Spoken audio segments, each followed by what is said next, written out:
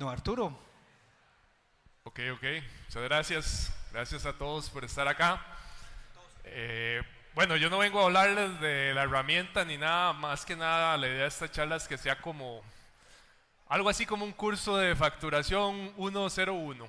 Vamos a ver conceptos básicos, vamos a ver qué beneficios tiene y no vamos a hablar de producto. Entonces, ojalá estemos todos con la disposición de aprender, de conocer un poquito.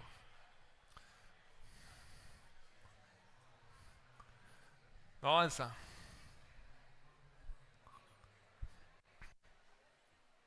Ok, ahora sí. Empezamos con lo más básico, que es la facturación electrónica.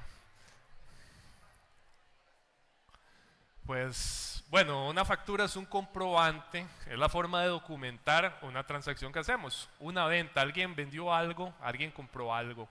Esa transacción que se hizo tiene que quedar documentada. Eso es una factura. Antes lo hacíamos con papel, ahora lo hacemos de una forma electrónica. ¿Por qué? Porque los tiempos cambian, la tecnología avanza y este medio electrónico nos va a ayudar a tener un mayor control. Ahorita vamos a ver un poquito más cuál fue el cambio o qué beneficios nos da que ahora se haga de forma electrónica antes que se hacía en papel. Pero bueno, ahora la factura electrónica tiene la misma validez legal que tenía antes el papel. ¿Podemos decir que tiene más que el papel ahora? Sí, porque ya el papel básicamente no tiene ninguna validez, no se utiliza desde el año 2018 que se empezó a implementar la facturación electrónica. El papel fue quedando año con año, conforme se iba implementando, iba quedando obsoleto. Ya en este momento, si ustedes les dan un papelito, a menos que sea una empresa de régimen simplificado o un micro agricultor, pues no tiene ninguna validez. ¿Cuál es la diferencia entre una factura electrónica y una factura digital? Mucha gente dice la factura digital. ¿Alguien sabe cuál es la diferencia? No. Nadie. No. La diferencia entre una factura electrónica y una factura digital, que no lo mismo, es que primero una factura electrónica tiene que cumplir con algunos requisitos. Esos requisitos los pone un tercero, usualmente un ente regulador. En el caso de Costa Rica, la Dirección General de Tributación. Entonces, una factura digital, pues es un PDF ahí que yo hago con lo que yo quiera. Una factura electrónica no es algo que yo hago con lo que yo quiera. Tiene que cumplir con un formato, el formato que establece Hacienda, el formato de ley. Entonces, tiene que cumplir con los requisitos técnicos y legales. La facturación electrónica está regulada, como les decía, o sea, hay un tercero en juego, no simplemente un papelito digital que yo le doy a alguien, sino que hay alguien que está supervisando eso. En el caso de Costa Rica es la Dirección General de Tributación o, como decimos usualmente, Hacienda. Todas las facturas electrónicas son digitales, como les decía, porque todas tienen que ir en un formato digital, o sea, todas funcionan en el mundo virtual, pero no todas las facturas digitales son facturas electrónicas, solo las que cumplen con los requerimientos que les dije anteriormente. Ahora bien, un poco de breve historia, ¿cómo llegamos a la facturación electrónica? ¿Cómo esto pasó? Bueno, iniciamos en Chile, en el año 2003. Chile fue de los precursores de esto, tenía los problemas, posiblemente los mismos problemas que teníamos nosotros, y Chile inventó o empezó a experimentar con esto que es la facturación electrónica, por allá del año 2023. A finales de la década del nosotros teníamos el mismo problema que tenía Chile, un problema, bueno, no puedo decir que se ha solucionado, pero ha mejorado. Teníamos un problema, una crisis fiscal, teníamos un problema de que niveles muy altos de evasión. Entonces Costa Rica empezó a ver qué era lo que estaba haciendo Chile, y ya para ese entonces no solo Chile, ya varios países de Sudamérica lo están implementando, inclusive en otras latitudes. Y bueno, Costa Rica empezó a planteárselo, ¿será que eso es lo que ocupamos?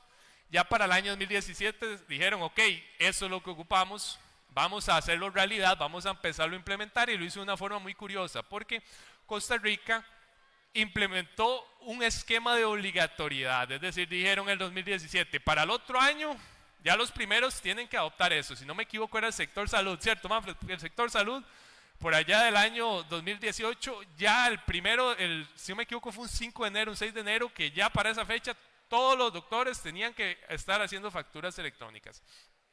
Después entraron otros sectores, los ingenieros, no recuerdo porque eso ya fue hace como 4 años, no lo recuerdo exactamente, pero varios fueron avanzando y avanzando en temas de facturación electrónica hasta que todos los profesionales, todo el que vendía algo, ya se vende su servicio, tenía que entregar una factura electrónica. En este momento, como les decía, es totalmente obligatorio que todo el que venda un servicio o un producto documente esa transacción con una factura electrónica. ¿Pero qué beneficios tiene? Bueno, el principal o el que impulsó todo esto, la transparencia para el ente regulador, la Dirección General de Tributación. Transparencia, ¿por qué? Porque entonces, si cada factura que se genera es electrónica y va a ser directamente reportada a Hacienda, entonces ya esta persona o empresa que hizo esa venta, pues no puede decir que no vendió nada. Entonces, la transparencia para el ente regulador se volvió el motor que impulsó este proyecto. ¿Qué otras ventajas? Pues eficiencia, ya eso es para nosotros, para los que generamos facturas. Una factura ahora un sistema como el de nosotros o como algunos también que están acá, se hace en segundos. Un minuto tal vez toma hacer una factura electrónica, cuando antes teníamos que hacerlo en papel. Y no solo es el tiempo, gastábamos papel, gastábamos tinta y todo ese montón de cosas. Entonces ahora se volvió mucho más eficiente todo. La accesibilidad. ¿Qué hablo de accesibilidad? Que ahora están en la nube. Entonces yo puedo estar en otro país y estar viendo las facturas en tiempo real que se están haciendo. Yo puedo estar en la playa y saber lo que está sucediendo en mi negocio. Entonces, esa accesibilidad es crítica, especialmente para nosotros, que de todos los que estamos aquí, o la mayoría, tenemos algún negocio, una empresa. Ahora bien, posibilidades de integración. Yo puedo, mis herramientas, mis sistemas actuales, puedo integrarlos con la facturación electrónica, de forma que en el momento que yo vendo algo, o no necesariamente vendo algo, se genera una orden, lo que sea, yo puedo sincronizar eso para que se hable con el sistema de facturación y ni siquiera tener que hacer la factura de forma manual. Entonces, podemos integrarlo. Otro beneficio, más seguridad. ¿Por qué? Porque para hacer una factura electrónica necesitamos tener una llave criptográfica o una firma digital. Entonces la persona que hace la factura se autentica y si es esa persona, ya no puede suceder que alguien más se hace pasar por otro, porque tenemos ese filtro, esa llave criptográfica, que ahorita les voy a explicar qué es. Y sostenibilidad para los más ambientalistas, que todo lo que estamos hablando, no hay desechos de papel, no hay desechos de tinta, se gasta menos recursos. Entonces, eso es un beneficio ahí bastante importante que agradece el ambiente. Tipos de documentos electrónicos. Existe la factura electrónica, es el más común. Yo digo lo que estoy vendiendo, ya sea un bien o un servicio, a quién se lo estoy vendiendo. Eso es muy importante porque en la factura electrónica se debe detallar quién es el comprador, en este caso el receptor de la factura. Yo tengo que decir, estoy vendiendo esto y a quién. Eso es crítico de enmarcar acá. ¿Por qué? Porque el otro tipo de documento que existe es el tiquete electrónico. Que el tiquete electrónico también yo voy a documentar una venta que hago, pero no especifico a quién, simplemente vendí esto. Eso es lo que llaman ahí en la calle las ventas a contado, que nosotros simplemente reportamos la venta a Hacienda, pero no es relevante a quién le hice la venta. ¿Por qué no es relevante? Porque esa persona no necesita presentar esa compra, no necesita hacerle recepción a esa compra. Entonces yo lo único que necesito como vendedor es que Hacienda sepa que yo vendí algo, pero el comprador no necesita hacerle saber a Hacienda que él compró algo o ella. Entonces, en ese caso simplemente hago un tiquete electrónico. Es una venta mucho más rápida, como cuando llegamos a un súper que le dicen, ¿ocupa factura, sí o no? Si usted dice que no, lo correcto es que el súper le haga un tiquete electrónico, simplemente dice, esto fue lo que vendí y listo. Si usted dice que sí, porque ocupa reportar ese gasto, entonces le van a pedir sus datos. En el primer caso, cuando usted ocupa factura, pues le dan la factura, y si no, un tiquete electrónico. Eso es lo correcto, o la forma en la que fue concebido esto. ¿Qué es una nota de crédito? Una nota de crédito es un documento que se usa para reducir el valor de una factura, de una venta. Entonces resulta que yo digo que vendí 1000 colones o vendí 1.000.000 de colones, pero tal vez algo venía dañado. O tal vez al final negociamos y no se lo vendí en 1000, se lo vendí en 800 y ya había hecho la factura. Entonces hago una nota de crédito por la diferencia, y esa nota de crédito lo que hace es reducir el monto de la factura. Para eso se usa una nota de crédito. También, si se hace por el monto total de la factura, la anula. Entonces nos pregunta mucho todo el tiempo, ¿cómo borro una factura electrónica? Una factura electrónica no se puede borrar, pero se puede eliminar, se puede anular. ¿Cómo la anulamos? Utilizando una nota de crédito. Simplemente le hacemos una nota de crédito por el monto total de la factura. Una factura de exportación. ¿Qué es la diferencia entre una factura normal y una factura de exportación? Bueno, conceptualmente la factura de exportación se usa para reportar una venta que el producto, el bien o servicio va a ser consumido fuera del país. ¿Qué diferencias tiene? Pues cuando la llenamos, básicamente tiene dos diferencias cuando la llenamos. Una, que no necesito especificar el receptor porque el receptor pues no va a ser contribuyente, está fuera del país. Y segundo, que si estoy vendiendo un producto, tengo que especificar una partida arancelaria. Es un codiguito ahí que necesita en aduanas para clasificar impuestos, para clasificar qué es lo que se está vendiendo y demás. Pero si nosotros solo vamos a vender a alguien que va a consumir dentro del país una factura de exportación, no, hacemos una factura o un ticket electrónico. ¿Qué es una nota de débito? Muy similar a una nota de crédito. Básicamente lo mismo, pero inverso. O sea, en vez de restar a la factura, suma. Entonces, ok, vendí 1000 colones, después resulta que me equivoqué y no le tenía que vender 1000 sino 1500. Entonces yo tengo dos caminos: o anulo la factura con una nota de crédito y vuelvo a generar una factura por los 1500, o simplemente hago una nota de débito por 500. Entonces esta nota de débito viene a sumar. Entonces repito, tenemos la factura, que es el documento inicial de la venta, y de ahí yo empiezo a jugar con notas de crédito para restar, notas de débito para sumar. Así es el juego. ¿Cómo anulo una nota de crédito? Con una nota de débito, porque la nota de crédito resta y la nota de débito suma. Entonces ahí está el juego contable. Si hay alguien aquí que sea contador, pues se entiende mucho más de esto. Y la factura de compra. La factura de compra es algo que se implementó después. ¿Qué es una factura de compra? Pues resulta que no todo el mundo tiene que hacer facturas electrónicas. Ahora les mencioné que hay un par de excepciones. Uno es las empresas del régimen simplificado. Las empresas del régimen simplificado son cierto tipo de empresas que deben ser pequeñas, deben tener un mínimo de colaboradores trabajando para ellos, deben tener un mínimo de compras. Hay ciertas características con lo que tienen que cumplir, pero básicamente una empresa de régimen simplificado suele ser una empresa pequeñita, una soda, un barcito, algo pequeñito. Entonces, estas empresas no están en obligación de dar facturas electrónicas. Entonces, ¿qué pasa si yo compro una soda y yo quiero reportarle a Hacienda ese gasto que hice en esa soda? Esa soda no está en obligación de darme factura electrónica. Por ley no tiene que hacerlo. Entonces, ahí es donde entra esto. Fue que algo, no sé si fue creación de acá o viene de otras latitudes, pero entonces dijeron, ¿cómo lo resolvemos? Vamos a inventar otro tipo de documento más que se llama factura de compra. Entonces, si yo soy de régimen tradicional, yo quiero reportar esa compra que hice, pero el que me la vendió no tiene que hacer factura electrónica, entonces yo hago una factura de compra, que es básicamente como una autofactura. En esa factura yo no soy el emisor de la factura, yo soy el receptor. Entonces yo no estoy diciendo que compré yo, que vendí yo, sino que compré. Esto aplica en un par de casos: cuando compro a alguien de régimen simplificado o a alguien de régimen especial de los agricultores, agrícola creo que se llama. Son un par de excepciones ahí. Ahora bien, ¿qué se necesita para generar facturas electrónicas? Esta es una pregunta que posiblemente si ustedes están haciendo facturas electrónicas ya tuvieron que hacerlo, si no lo hizo su contador, y si lo hizo su contador les voy a explicar qué fue lo que hizo su contador. Okay, para empezar a facturar electrónicamente necesitan primero estar registrados ante tributación en el portal ATV de Hacienda. Ahí hay una opción que se llama registro único. Llenan eso. Básicamente, si no llenan eso, no se les va a habilitar este punto 2, que es el que necesitamos, que es generar una llave criptográfica. Les decía ahora que una de las características de la factura electrónica es que va firmada.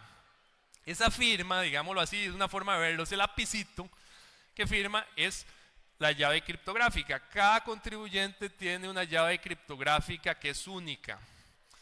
es única y solo esa persona debería poder utilizarla. De hecho, esa llave criptográfica tiene un código que es como un tipo de contraseña, un PIN de 4 dígitos.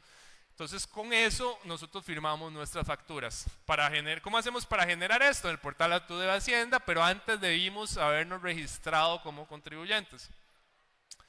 Ok, ¿qué más necesitamos? Generar credenciales del emisor. Ahí mismo en el portal de Hacienda, luego que generamos la llave criptográfica, nos dan las credenciales del emisor. No hay mucho tema, es un usuario y una contraseña, lo copiamos, lo pegamos en el sistema que tengamos y listo, no hay demasiada ciencia. Y lo otro es contratar un software de facturación electrónica.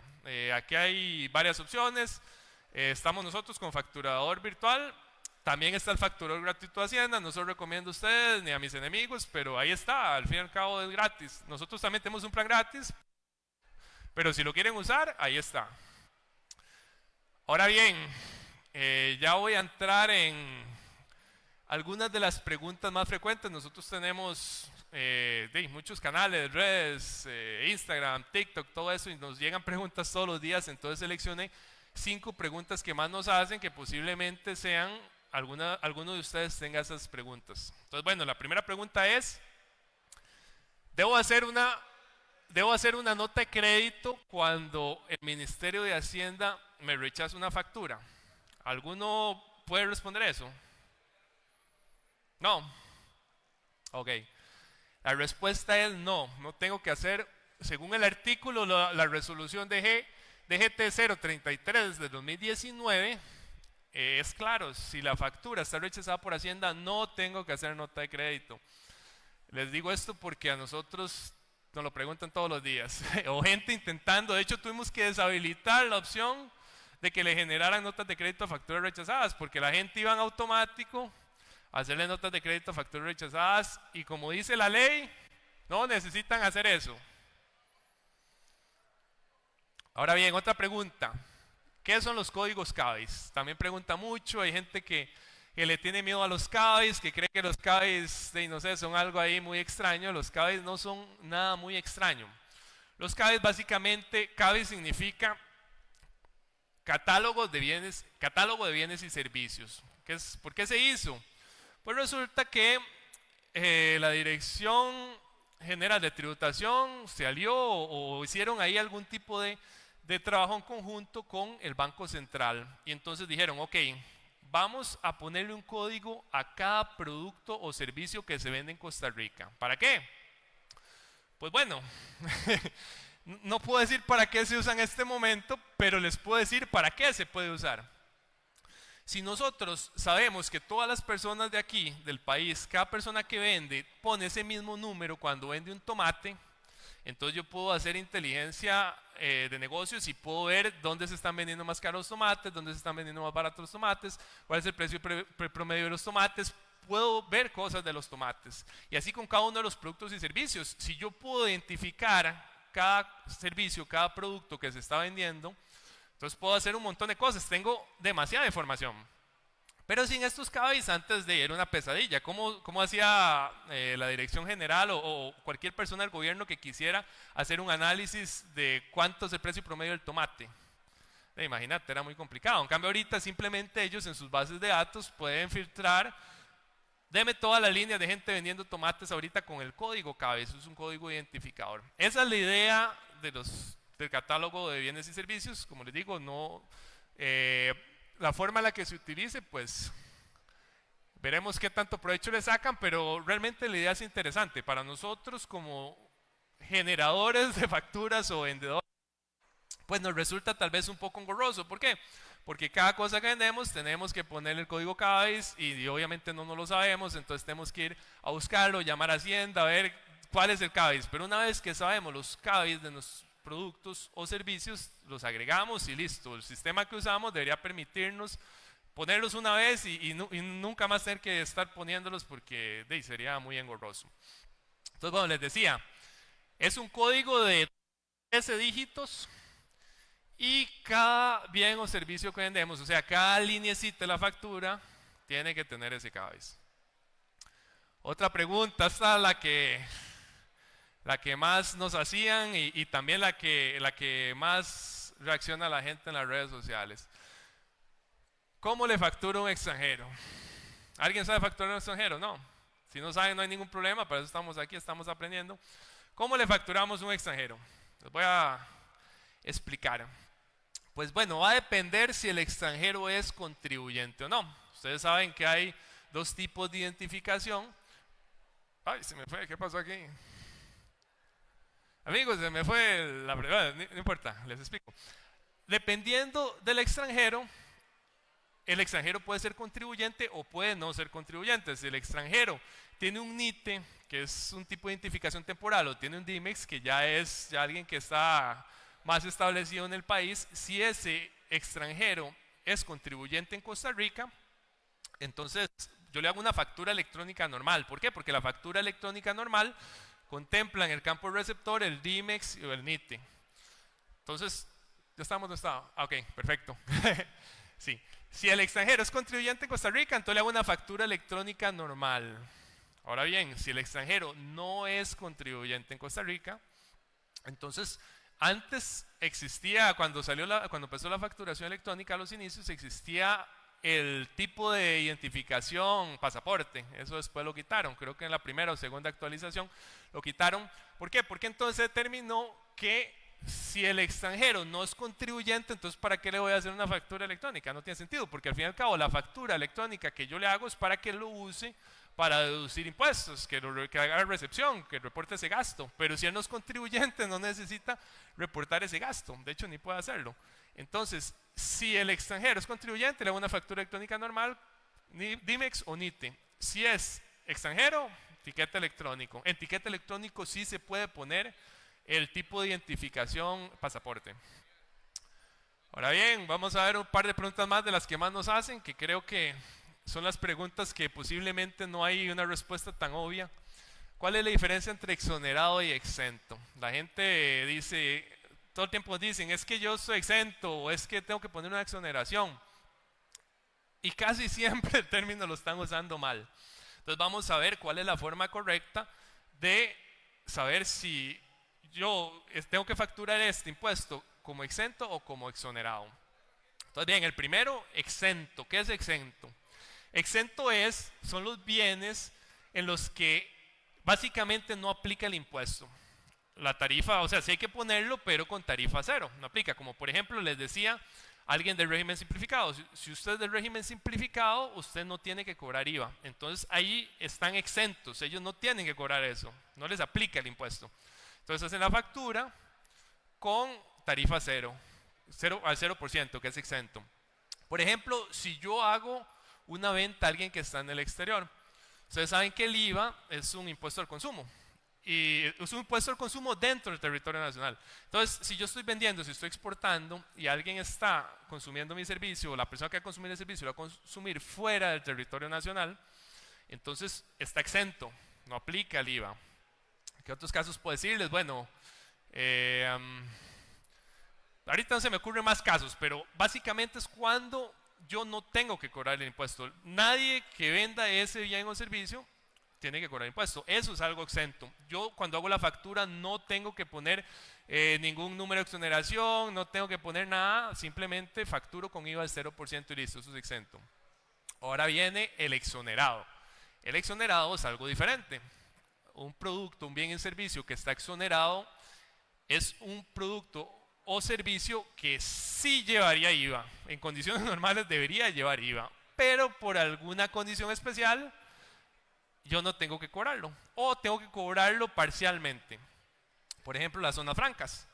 El régimen de zonas francas tiene una exoneración. O por ejemplo el turismo después de la pandemia, que dijeron vamos a exonerar el impuesto para ayudarles a la gente de turismo a que cobre sus servicios un poco más baratos, a que puedan volver a mover la economía. Entonces crean una exoneración. Eso es un documento que emite una institución, usualmente Hacienda, y en ese documento tiene un número, tiene una fecha de vigencia también. Entonces, ok, de tal fecha a tal fecha este impuesto va a estar exonerado en su totalidad. O por ejemplo que yo le cobro a un cliente en específico. Entonces la exoneración puede ser por el receptor al que yo le estoy vendiendo, puede ser por el bien o servicio que yo estoy vendiendo, puede ser a muchas condiciones, pero en resumen, una exoneración es cuando el impuesto sí aplica pero hay una condición especial en la venta que estoy haciendo, entonces yo no lo voy a cobrar del todo o lo voy a cobrar parcialmente.